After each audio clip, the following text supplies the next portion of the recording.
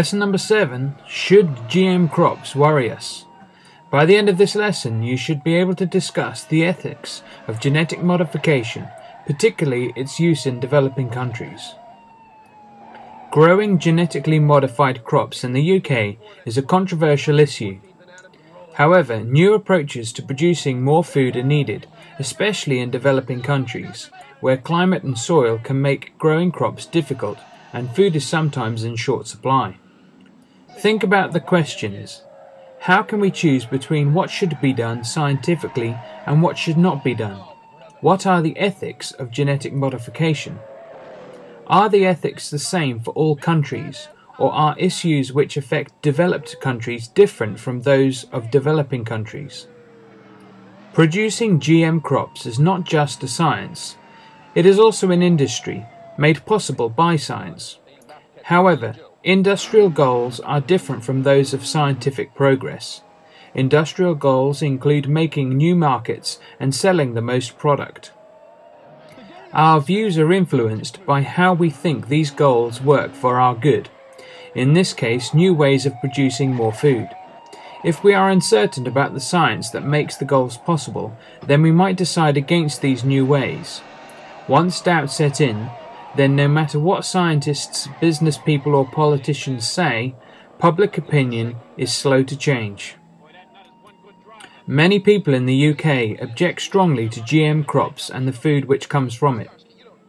Some worries are that it's not natural, eating GM food may affect our health, GM crops may harm wildlife, pollen from crops genetically modified to resist herbicides may transfer to wild plants. If these plants are weeds, there is a danger of weeds developing which are herbicide resistant. So what are the benefits of GM crops? It is easier and safer for farmers to control the weeds and insects that reduce the amount of food produced. The volume of herbicides and insecticides is reduced. Reducing the use of herbicides and insecticides reduces risks to wildlife and damage to the environment.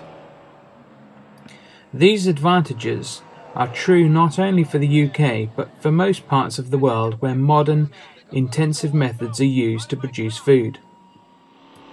As well as crops genetically modified to resist herbicides and insect attack, other developments include crops modified to grow in places where rainfall is low, resist the microorganisms which cause crop diseases, and produce their own fertilizer.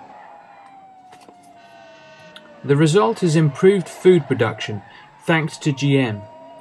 The impact on supplies of food in dry, hot, developing countries could be immense. However, the issues stirred up by the debate in the UK and other developed countries are the same worldwide.